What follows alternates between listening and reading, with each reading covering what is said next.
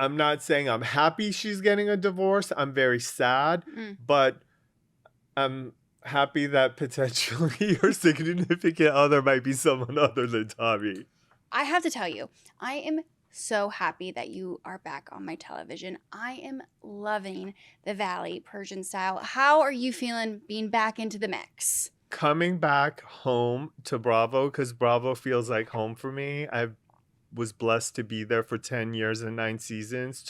So to get to come back with The Valley Persian Style and have it be received the way that it has been with the audience, it feels so good. I'm like literally full of gratitude. Now, did we have any hesitations on coming back to reality TV? Because it was like, what, 5 years off? Almost 5 years off, almost exactly 5 years off.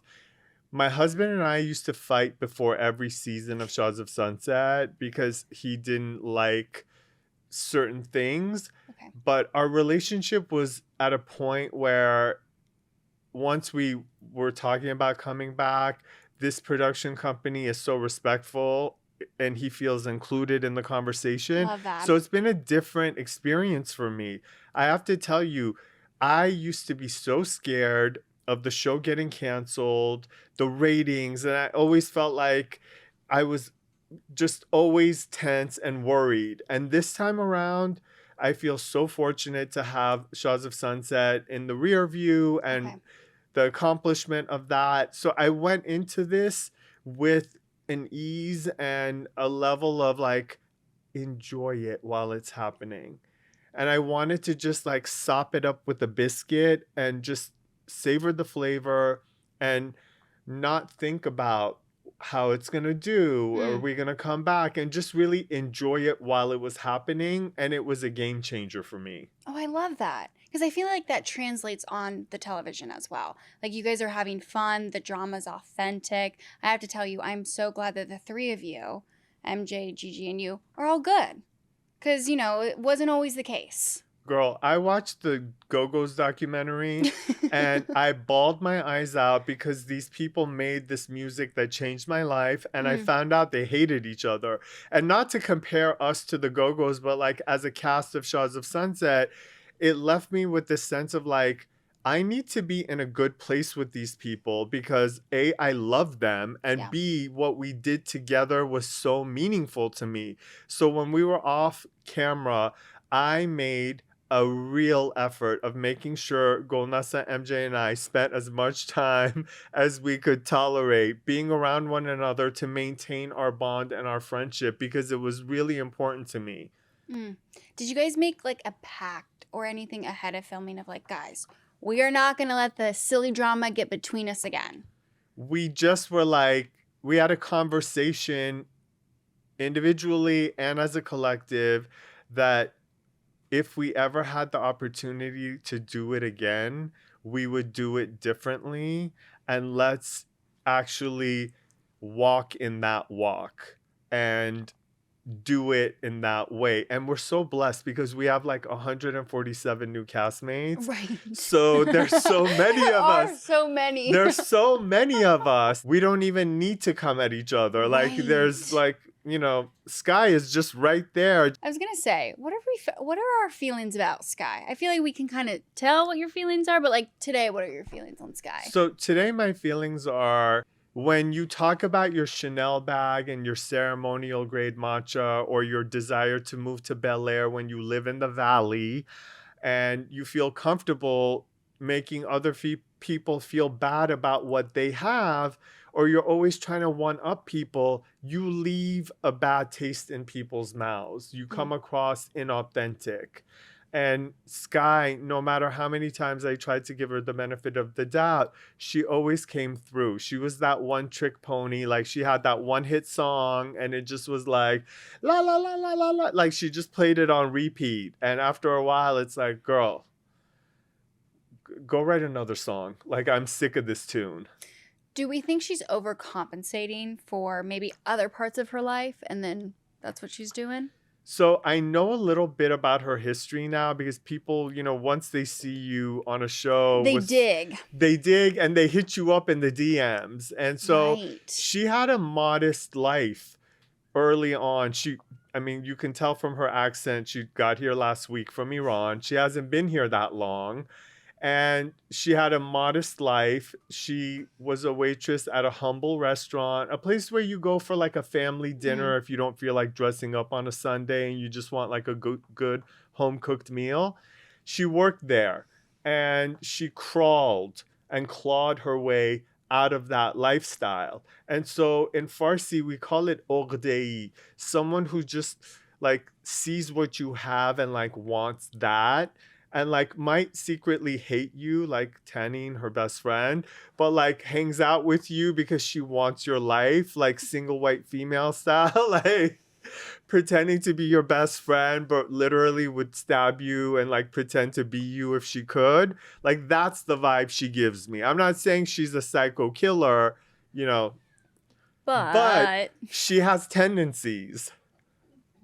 Okay, so that's the sky of it all. I do want to talk, though, about MJ and Tommy because you and Tommy did not see eye to eye. Of course, now we saw that they are going their separate ways. Were you surprised by this, or like what was your reaction to it all? So initially, MJ did a really great job of painting a rosy picture of her marriage, and she didn't want any of us to judge her husband or look at him in anything but a really nice way.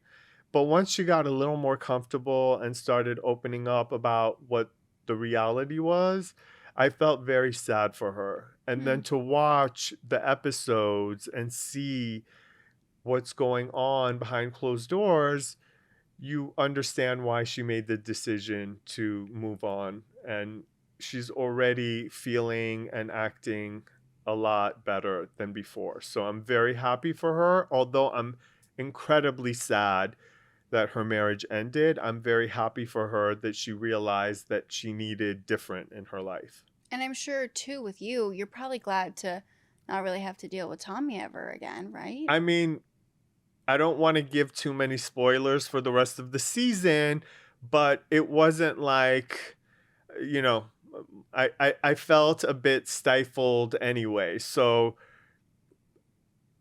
I'm not saying I'm happy she's getting a divorce. I'm very sad, but I'm happy that potentially her significant other might be someone other than Tommy. Are we going to set her up? I am ready. She's like trying to drag her feet. I'm like, girl, you're separated. You're getting a divorce. You're like, you just had your neck done. You're looking snatched. Like, let's get out there, sister. Get out there. Yes, honey. Okay, you need to take her out on the town. I agree. Like, we need a girls' trip where she has MJ got her groove back. Yes. And also Gigi, too, because I was talking to her a couple weeks ago, and I feel like her and the dating. So I'm a little concerned. She needs to meet someone who lives like in a very distant land. That's like, what she was telling me. Someone who lives in a foreign country. Yeah. Someone very busy who has very little time for her because she's very... She likes to microdose relationships. Like a little goes a long way for her and then she's ready for... She's like the dude. Like wham bam. Like get your stuff and get out. No hugging, no cuddling, no kissing. Like leave. Okay. Yeah, so maybe someone across the globe for her, but then MJ someone in here. So I feel like if me, MJ, and Golnesa did a Stella got her groove back trip for the two of them, and we meet someone from LA that's on vacation in the same place that we're going, will be perfect for MJ, and then someone who lives there will be perfect for Golnesa, and I can kill two birds with one stone and use mileage. There you go. That's what you got to do. Yes, I'm here for it. Because I'm sure you're not here for Golnesa and Dennis. I am definitely not here for Golnesa and Dennis. That ship sailed, sank, and I was at the funeral. The fact that he came back like a nightmare from Christmas past, like at that dinner, I was like, what? This has got to be a joke. And she didn't even set me up. Like, give me some lube. Let me know he's coming. Nothing. Wait, you didn't know? No clue. And it was Adam's dinner, birthday dinner. Out of the blue. Like, literally the ghost of Christmas past. Like, I did not want to see him. But she is into him again, so I guess I have to be into him again. But... Or do you tell her, like, no, do not be into him? Well, the track record is pretty consistent with him. So I'm thinking I'm going to have to put up with him for a certain amount of time and then he'll be out the gone door. again. Yeah.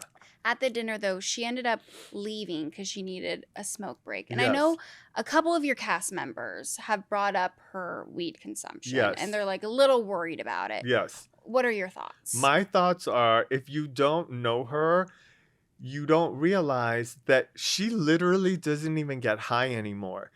She smokes so much that it just is like a mood stabilizer. Right. And she can be friendly and not irritated. Like, I kid you not, in those early days of Shaw's, I'll never forget, we were at a lunch and there were Bravo executives sitting with us at this table at Sir Restaurant, and the waitress kept reaching over her in a way that she didn't like.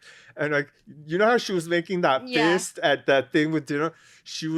Her face was contorting, and she turned to the waitress and she was like, if you reach one more.